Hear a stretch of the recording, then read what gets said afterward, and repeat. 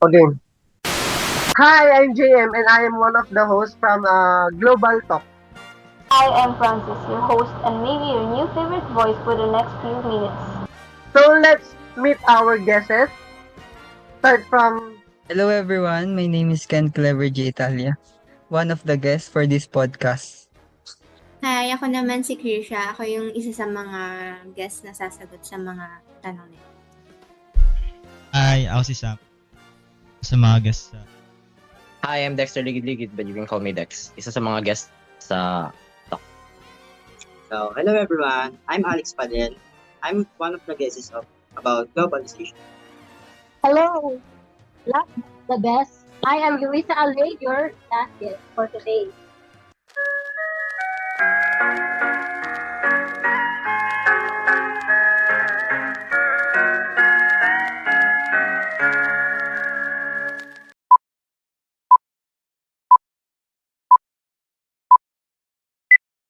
So hello everyone, good afternoon, good morning, o kung anong oras naman to na papanood or napapakinggan. Welcome sa Global Talk. Ako si JM and today we're going to dive into a topic na akala natin is academic lang pero sobrang personal pala niya, which is yung globalization.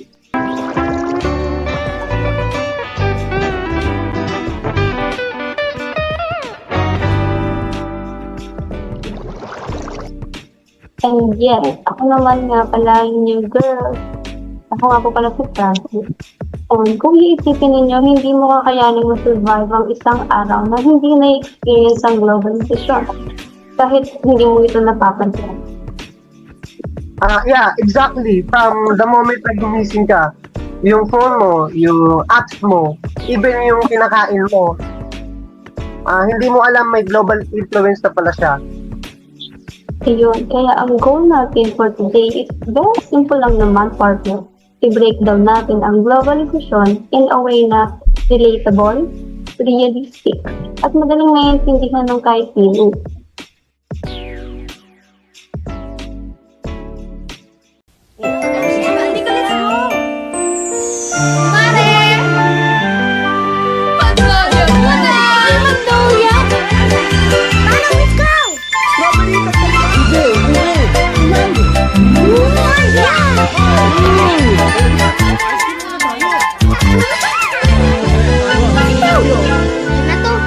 Talaga? Oo.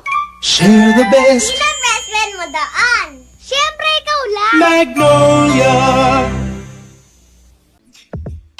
At syempre, hindi lang kami ang magsasalita dito. We have 6 guests na mag-share ng kanilang real life experience. Okay, Ready guys. mo bang lahat? Guys, Yes, ready na. perfect. So kung ready na kayong lahat, simulan na natin. Let's get it.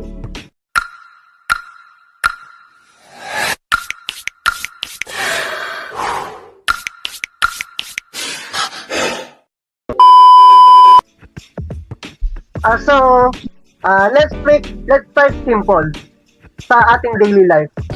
Sa tingin niyo, paano nakaka-apekto ang globalization sa pang-araw-araw niyo? For me, syempre pinaka-obvious sa pagkain.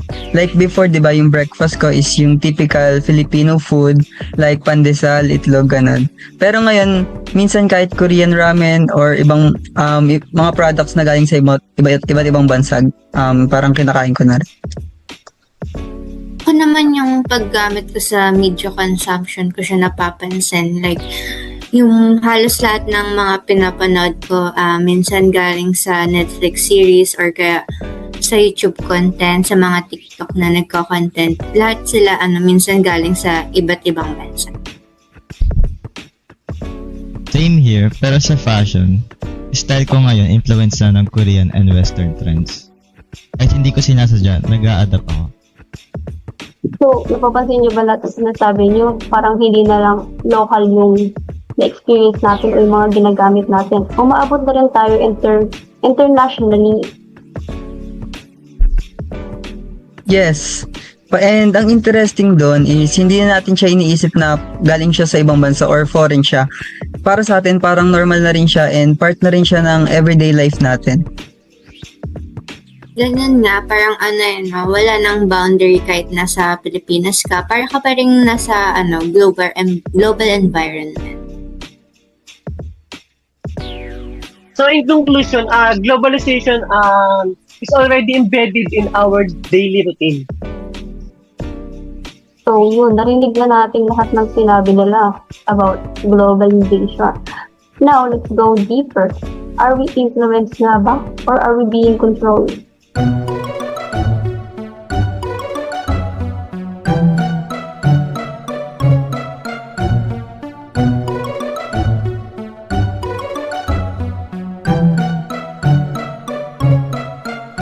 Tingnan mo to, mahal.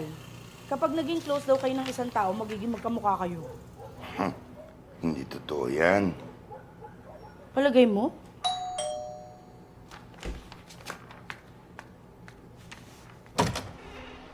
Hi, Kuya. Hi, Tin.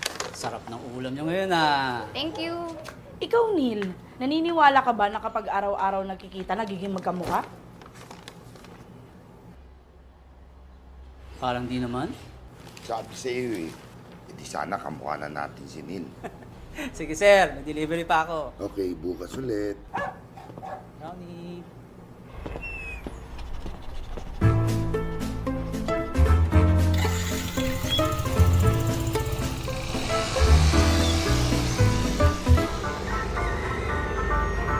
Weirdo naman sa mga commercial karon. Puros naman ni kabuang. Uy, salamat bay. Ano po, sir?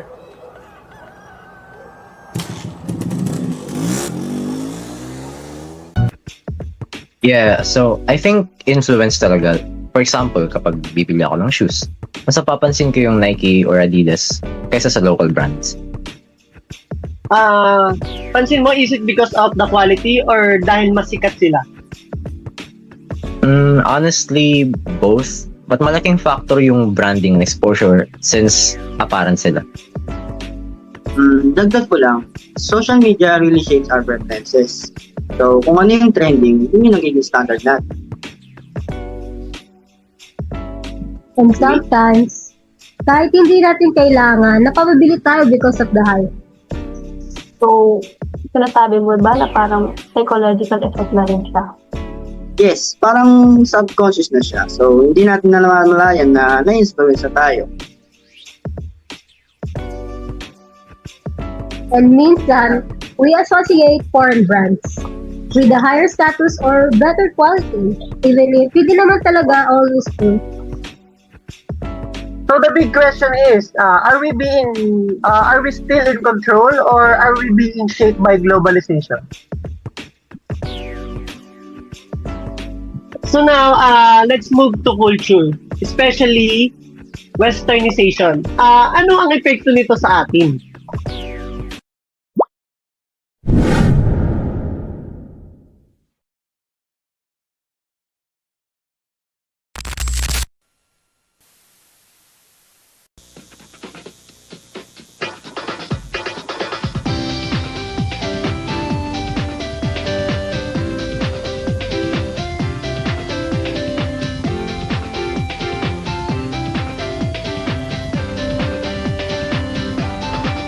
Ano ang gagawin para lang mapansin? Dahil sa iba ka pa rin nakatingin. Kaya laging nagtatanong sa harap ng salamin. Okay naman bakit kaya? Ang kailangan pala palitan shampoo ko. Kaya nung nag-rejoice, tingnan mo na bumuko. Parang nagsasabing pansinin mo ako.